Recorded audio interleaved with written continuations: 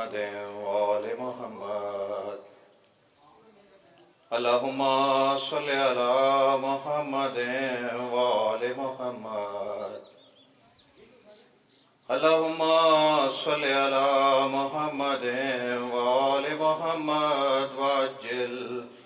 فرجهم وسهل مخرجهم بسم الله الرحمن الرحيم عن جابر بن عبد الله الأنصاري عن فاطمة الزهراء عليها السلام بنت رسول الله صلى الله عليه وآله قال سمعت فاطمة أنها قالت دخل علي أبي رسول الله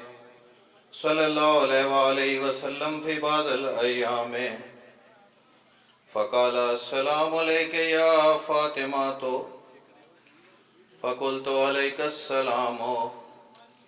قال إني أجد في بدني ضعفا فقلت له أعوذك بالله يا أبتاه من الضعف فقال يا فاطمة ائتيني بالكساء اليماني فغطيني به فأتيته بالكساء اليماني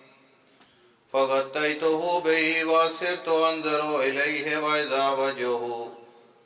يتلالأ كأنه البدر في ليلة تمامه وكماله فما كانت إلا ساعة وإذا بولدي الحسن قد أقبل وقال السلام عليك يا أمه فقلت وعليك السلام يا قرة عيني وثمرة فؤادي فقال يا أمه إني أشم عندك رائحة طيبة كأنها رائحة جد رسول الله صلى الله عليه وسلم فقلت نعم من جدك تحت الكساء فأقبل الحسن نحو الكساء وقال السلام عليك يا جداه يا رسول الله صلى الله عليه وسلم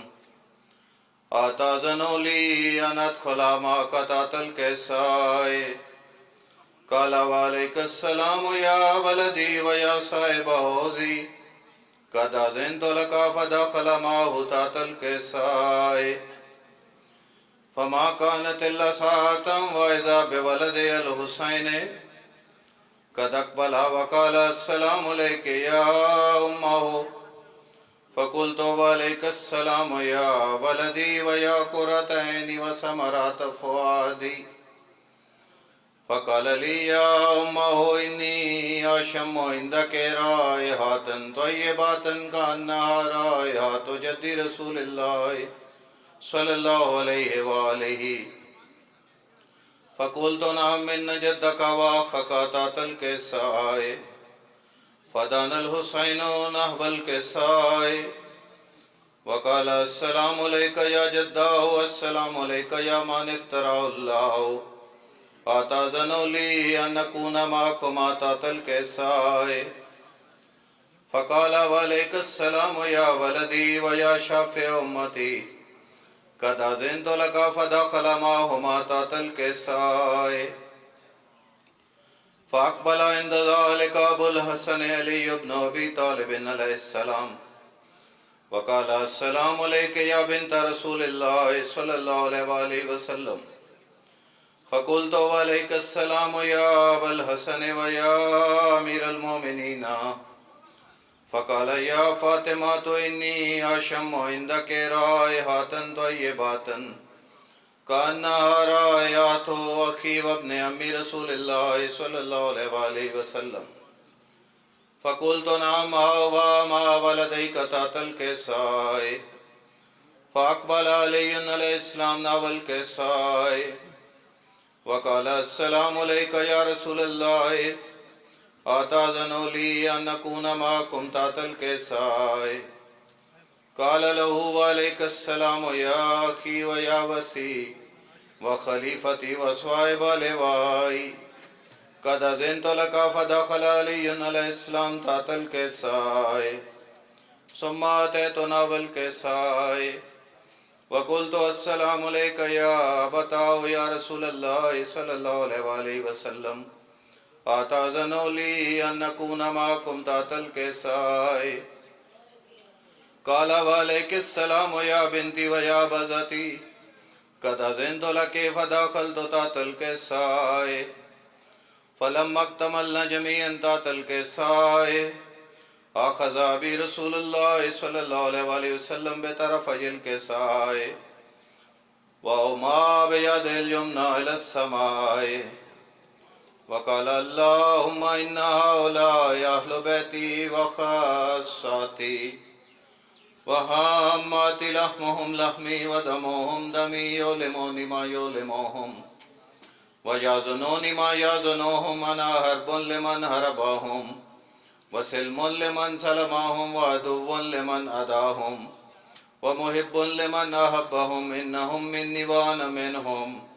فاجعل صلواتك وبركاتك ورحمتك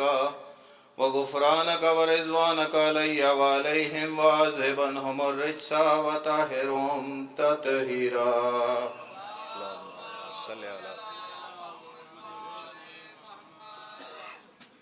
فقال الله عز وجل يا ملائكتي ويا سكان السماوات إني ما خلقت السماء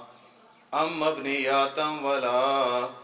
أرضا مدهيات ولا قمرا منيرا ولا شمسا مضيئة ولا فلكا يدور ولا بحرا يجري